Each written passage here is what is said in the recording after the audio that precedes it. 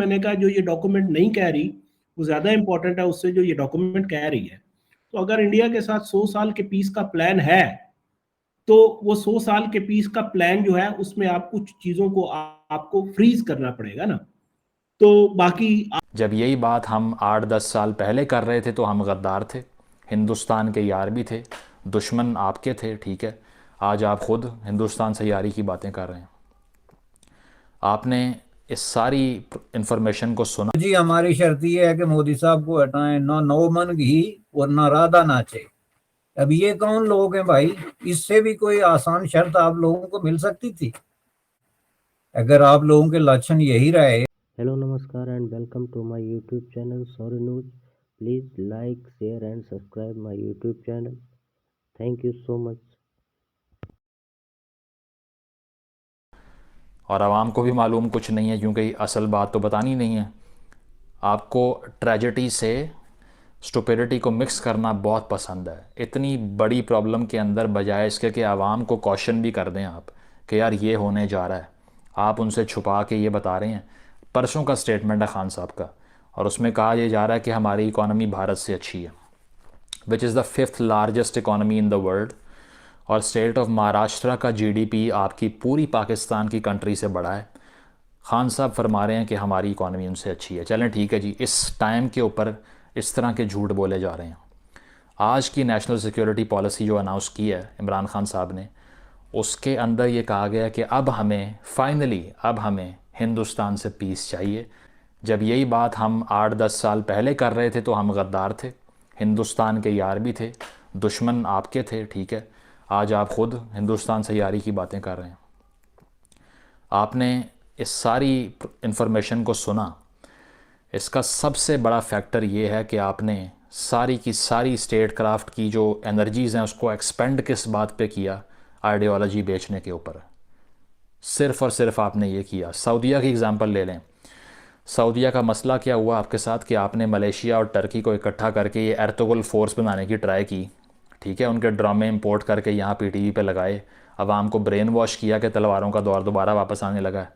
और ये चीज़ जब सऊदीया ने देखी तो इतना ही बहुत था उनको ऑफेंड करने के लिए, और उसके बाद से वो आपको कह रहे हैं कि 72 घंटे में पैसे वापस करने हैं।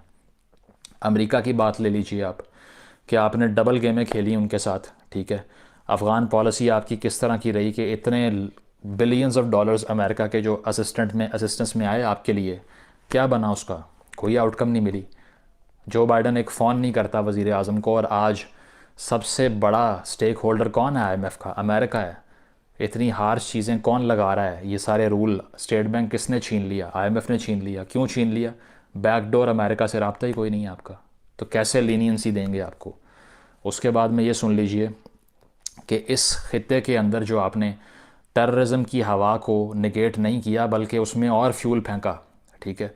उससे क्या हुआ कि लोकल जो पीस था वो डिस्टेबलाइज हो गया, बर्बाद हो गया, इन्वेस्टमेंट चली गई यहाँ से। 80s की दहाई से आपने इतनी बेलिजरेंट पॉलिसी को परसू किया कि आज यहाँ पे कोई पैसे लगाने को तैयार नहीं है।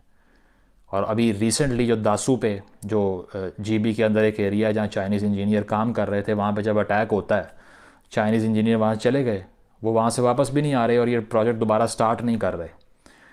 CPEC की सारी इन्वेस्टमेंट को रोल बैक कर दिया। ये किया है आपने आइडियोलॉजी को बेच बेच के, और सुहाने ख्वाब दिखाए हैं। अब भी मैं हैरान हूँ कि जो पाकिस्तानी स्टेट की ईगो है वो इतनी बड़ी है। वो डिक्टेशन है कि ये तो अमेरिका जैसे मुल्क भी जो है वो इतनी जरूरत नहीं करते कि वो किसी को इस तरीके से ओपनली डिक्टेट करें वहां के अवाम को या वहां की हुकूमत को कि जी आपसे हमारी बात तब होगी अगर जवाब में अब इंडियन ये कहें कि जी आपने ये शर्त रखी है तो हमारी ये शर्त है कि जो भी होगा हम आपसे कभी किसी किस्म का कोई ताल्लुक नहीं रखेंगे, जो कि अब बेशतर लोग कहने शुरू हो गए हैं। ये आप यूट्यूब के कॉमेंट्स में देखेंगे, जब कभी हम पाकिस्तान इंडिया के दरमियान खुशगवार ताल्लुकात की बात करते हैं तो लोग हाथ जोड़ते हैं कि भाई हमें नहीं चाहिए खुशगवार ताल्लुकात। तो ये क्यों है? ये इसी तरह की हरकत है। अब ये एक नया जाल लेके आ गए, वही शेर वाली बात है पुराने से याद, कि अब जी हमारी शर्त ये है कि मोदी साहब को हटाएं, ना नौ मन घी और ना राधा नाचे। अब ये कौन लोग हैं भाई? इससे भी कोई आसान शर्त आप लोगों को मिल सकती थी मोदी साहब जो है इस वक्त मेजॉरिटी एंजॉय कर रहे हैं और पूरा एक प्रोसेस से गुजर रहे हैं, डेमोक्रेटिक प्रोसेस है, वहां कू तो हो नहीं सकता। दूसरे इलेक्शन होंगे, उसमें अवाम डिसाइड करेंगे। अब ये कहना कि वो किसके हक में डिसाइड करेंगे, अगर आप लोगों के लक्षण यही रहे तो वहां तो मोदी से भी कोई सख्त गिर किस्म का, मोदी साहब तो एक माइल्ड मॉडरेट आदमी समझे जाते हैं, वहां तो मैं समझता हूँ कोई सख्त गिर किस्म का हुक्मरान बैठ सकता है, तो फिर आप क्या करेंगे।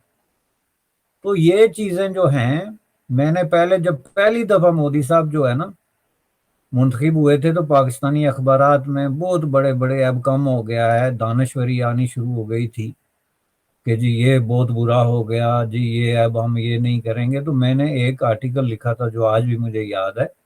मैंने कहा था कि आप लोग तो इस बात पे रो रहे हैं कि मोदी साहब आ गए, मैं तो आप लोगों के लक्षण देखकर ये देख रहा था कि कहीं जो है वो बाल ठाकरे ना आ जाए। उस वक्त ठाकरे साहब भी अपनी क्यादत जो है वो बड़े उरूज पे जा रहे थे। मैंने कहा उनको तो आपकी हरकतें देख के तो उनको आना चाहिए था, ये तो मेरी समझ में नहीं आ रहा कि ये कैसे आ गए।